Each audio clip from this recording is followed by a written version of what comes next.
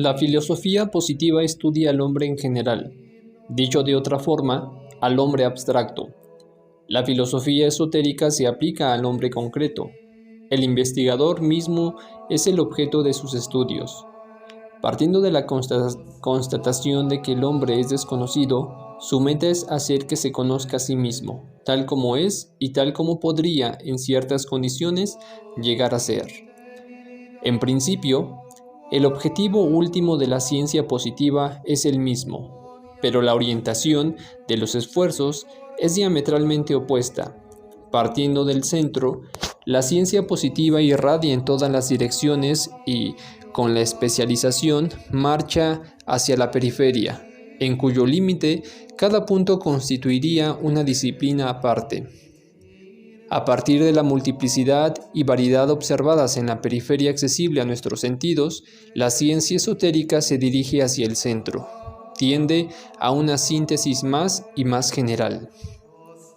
El método de la ciencia esotérica es el mismo que el de la ciencia positiva: la observación, el análisis crítico de los datos observados, la rigurosa deducción a partir de los hechos establecidos. Sin embargo, esta similitud de método implica una diferencia de aplicación, dado el carácter íntimo de gran parte de los trabajos esotéricos, carácter que no siempre permite exponer los resultados de las experiencias vividas ni debatir públicamente su validez. Por esta razón, se aplica aquí el mismo método con la misma rigurosa objetividad, pero en sentido inverso. En la ciencia positiva se acepta un postulado en tanto no se lo pueda refutar. Aquí se lo refutará si no se encuentran hechos o fenómenos que lo confirmen. En la civilización occidental, la vida interior del individuo, con toda su riqueza, se encuentra relegada al último plano de la existencia. El hombre está tan atrapado en el engranaje de la vida mecanizada que no le queda tiempo para hacer alto ni el poder de atención necesario para dirigir hacia sí mismo su mirada mental. El hombre pasa sus días absorbido por las circunstancias. La inmensa máquina que lo arrastra gira sin cesar y le impide detenerse, a riesgo de ser destrozado. Hoy como ayer y mañana como hoy. Se agota el hombre en esa carrera desenfrenada, lanzado en una dirección que, en definitiva, no lo conduce a ninguna parte. La vida pasa casi desapercibida, rápida como un trazo de luz. Después, siempre ausente de sí mismo, cae devorado. Cuando a quien vive bajo esta presión constante de la vida contemporánea se le pide que vuelva hacia sí mismo su mirada mental, por lo general responde que no tiene tiempo para entregarse a un tal ejercicio. Si se le insiste y asiente, en la mayoría de los casos dirá que no ve nada: niebla, oscuridad. En algunos raros casos, el observador informará que percibe algo que no sabría definir, porque ese algo cambia todo el tiempo. Esta última observación es correcta, en efecto. Todo cambia en nosotros y a cada instante.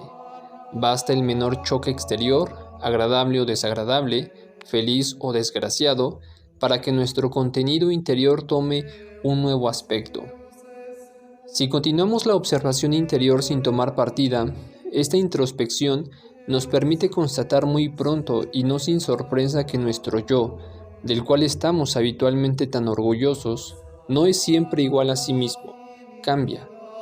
Luego la impresión se define. Comenzamos a notar que en realidad no vive en nosotros un hombre único, sino varios, cada uno con sus propios gustos, sus aspiraciones propias y persiguiendo sus propios fines. De pronto descubrimos en nosotros un mundo lleno de vida y de colores que hasta ayer ignorábamos casi por completo.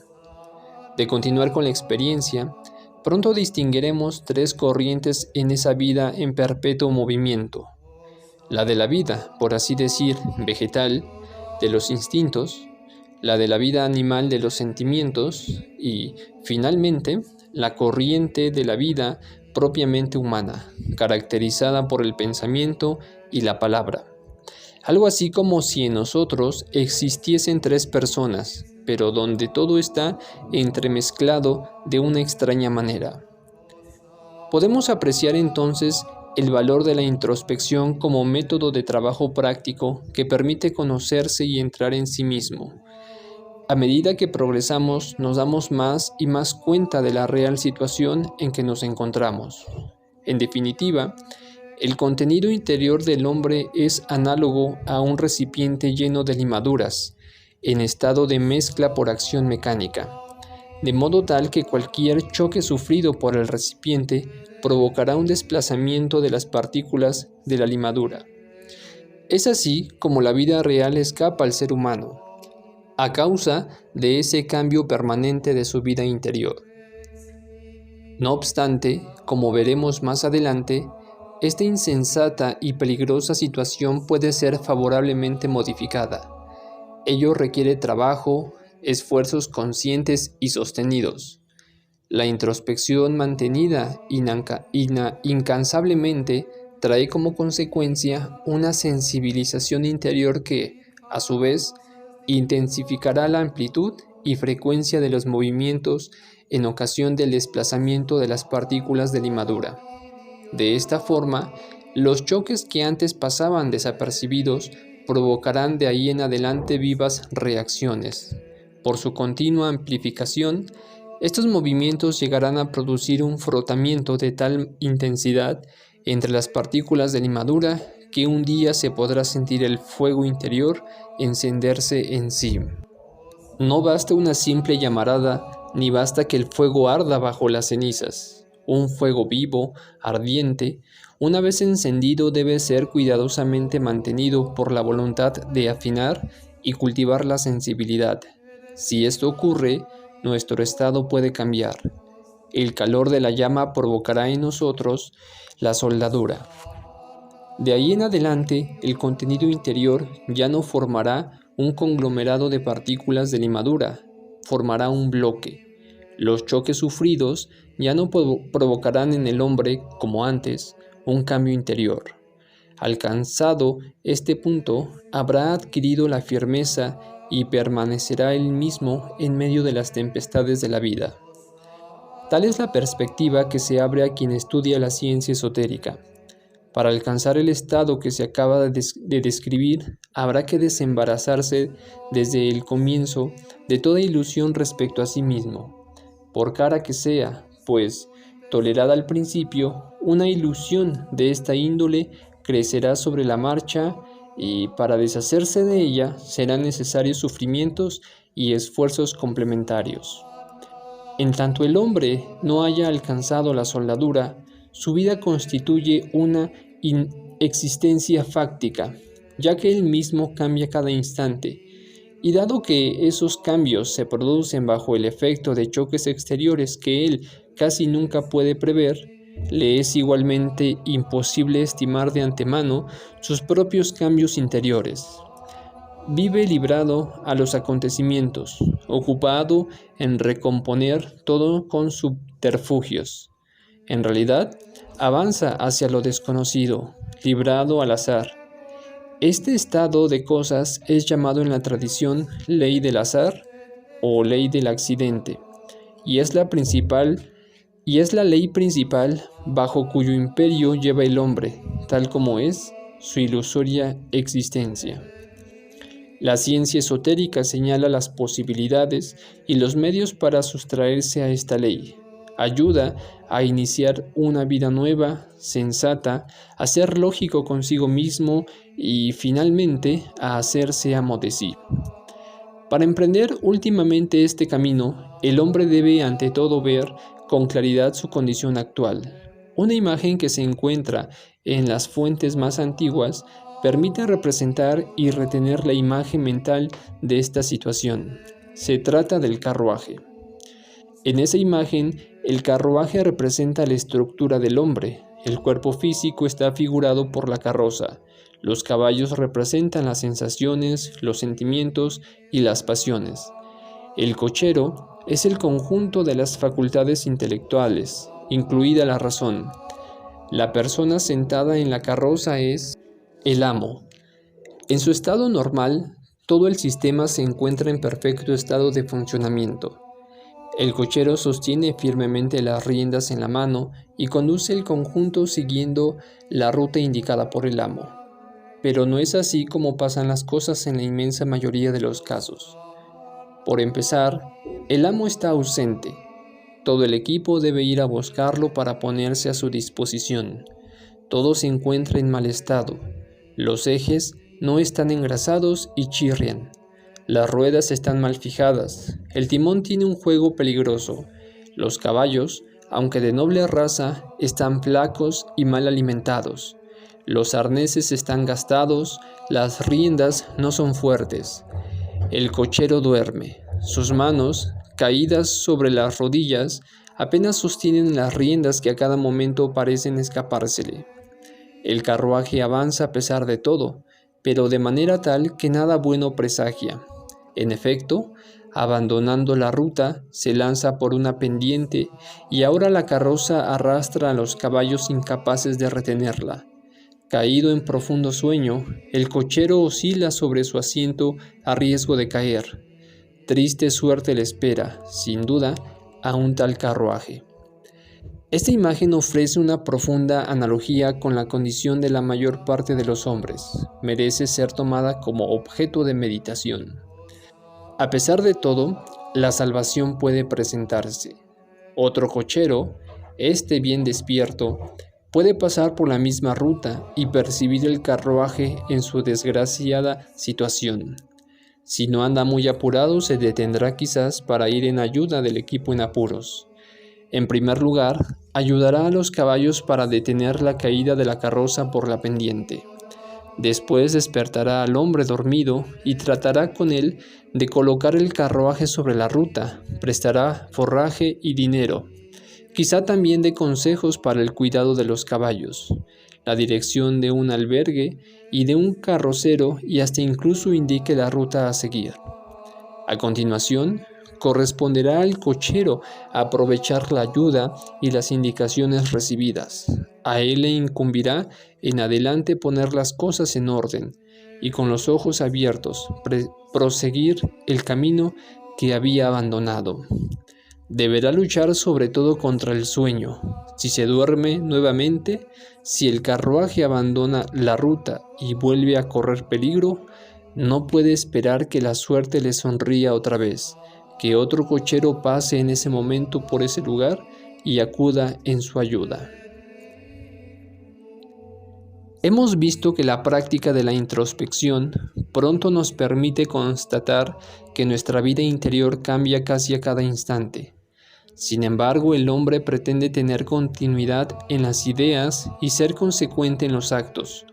La vida exige que dé esa impresión y él difícilmente puede desembarazarse de esa exigencia. La palabra dada, el compromiso tomado, los votos pronunciados lo ligan a pesar de los continuos cambios que acaba de descubrir en él y que le explican por fin la causa profunda de sus dificultades, de sus conflictos internos y externos y de las caídas que marcaron su vida. El hombre reacciona como puede contra la constante presión de las dificultades y las obligaciones que pesan sobre él. En cuanto a los cambios interiores, los percibe generalmente por las reacciones instintivas compensadoras que provocan y adopta en cada circunstancia una actitud definida. Procura a cualquier precio, si no ser, al menos, parecer lógico consigo mismo y dueño de sus actos. Ante un golpe de suerte o un éxito inesperado, trata de persuadir a quienes lo rodean e indirectamente de convencerse a sí mismo que no está para nada sorprendido, que había previsto el desarrollo de los hechos y que todo había sido calculado de antemano. En el caso contrario, si fracasa, echará la culpa a los demás, a los acontecimientos y, en general, a las circunstancias. Esto sucede porque el frotamiento de la limadura produce en nosotros una sensación desagradable y sentimos la necesidad de desembarazarnos de ella lo más rápido posible. El movimiento de la limadura se detiene cuando encontramos una solución. el falso motivo que nos permite detener el choque. Es así como el hombre se nos aparece constantemente preocupado por recomponer con subterfugio su interior. Esto, con el tiempo, se torna automático. Así las cosas, cabe preguntarse cómo definir esos cambios internos. ¿Qué es lo que cambia? Al hablar de sí mismo, el hombre dice, yo. Es quizás el término más enigmático y menos definido del lenguaje humano. En efecto, al hablar de su cuerpo, el hombre lo trata en tercera persona, lo cual es correcto. Ahora bien, al hablar de su alma, la trata también en tercera persona. Afirma así que él no es ni su cuerpo ni su alma. Aunque parezca a primera vista paradójico, esta es la regla para la inmensa mayoría de los seres humanos. Pero si el hombre no es ni el cuerpo ni el alma, ¿qué es entonces el hombre? ¿Qué es ese yo que siente en él y al cual se esfuerza por comunicarle, aunque más no sea una apariencia de continuidad lógica? Las partículas de limadura, cuya posición relativa cambia todo el tiempo, son precisamente las que en su conjunto representan nuestro yo. Este yo no es constante, toma una multitud de aspectos diferentes, pero es en todo caso el yo con el cual el hombre, tal como nació sobre la tierra, evoluciona en la vida. Ese yo no solo no es ni constante ni permanente, sino que, además, es múltiple. Dado que cada uno de los tres hombres que coexisten en el cuerpo y de los cuales hemos hablado antes, es igualmente un sujeto compuesto, de modo que nuestro yo es en realidad un conjunto formado por una multitud de pequeños yoes, relativamente autónomos, cada uno con su tendencia a actuar a su manera. Esta es la naturaleza de nuestro yo, legión, según el Evangelio. Ahora se puede dar una respuesta precisa a la pregunta, ¿qué es el hombre? Es la personalidad. En otras palabras, es Mr. X, identificado con ese organismo psíquico que vive en él, que no ofrece nada o muy poco de estable, que cambia según las impresiones recibidas, agradables o desagradables, e incluso librado al azar de los choques físicos. Jesús dice, si alguien te golpea sobre la mejilla derecha, preséntale también la otra. ¿Quién es capaz de hacer eso? Solo aquel que, habiendo dominado en sí las reacciones instintivas y bestiales, ha alcanzado el consecuente dominio sobre el desplazamiento mecánico de las partículas de limadura. En el hombre primitivo prevalece la fórmula ojo por ojo, diente por diente. Su meta es preservar a la limadura de las reacciones anárquicas, pero continuar siendo uno mismo después de haber recibido una bofetada y en un estado de calma interior inmutable, ofrecer la otra mejilla. Esto solo es posible para un ser verdaderamente amo de sí mismo. Las Escrituras ofrecen numerosos ejemplos que muestran la apremiante necesidad de que el hombre llegue a ser amo de sí mismo. Para llegar a hacerlo, será necesario estudiar la estructura de nuestra personalidad. En este caso, como en todos los demás, el conocimiento nos conduce al poder. Volvamos nuevamente a la imagen de los tres hombres que coexisten en el hombre. En realidad, se trata de las tres grandes corrientes de nuestra vida psíquica: intelectual, emocional e instintivo-motora. Aproximadamente y sin delimitación neta, se verá más adelante el por qué esas tres corrientes corresponden a nuestros pensamientos, a nuestros sentimientos y a nuestros sentidos y sensaciones. Los centros de gravedad de cada uno de estos tres modos de nuestra vida psíquica se sitúan, respectivamente, en el cerebro, el corazón y el abdomen. Los términos no deben ser tomados al pie de la letra. En el momento en que uno de los tres centros recibe o emana un impulso, los otros dos, aunque participen en él, adoptan por lo general una actitud pasiva, de manera que el que en ese momento dirige la acción habla en nombre de la personalidad en su conjunto, con lo cual representa al hombre en su totalidad. Este estado de cosas será examinado en detalle más adelante. Por el momento, tratemos de fijar las ideas expuestas mediante un esquema que se irá completando a medida que avancen nuestros estudios y que servirá como instrumento corriente de trabajo. Estos tres centros representan las tres corrientes que componen nuestra vida psíquica. Cada uno tiene doble función, recepción y manifestación. Desde este punto de vista, el sistema se encuentra concebido admirablemente.